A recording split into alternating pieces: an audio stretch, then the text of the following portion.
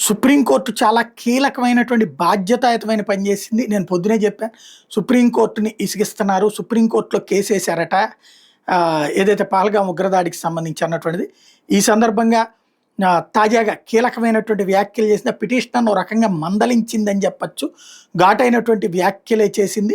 మీకు ఏ ఏ ఉద్దేశంతో ఈ పని చేస్తున్నారు అన్నటువంటి పాయింట్‌తో నిలదీసినటువంటి వ్యవహారం ఇప్పుడు సంచలనం సృష్టిస్తోంది.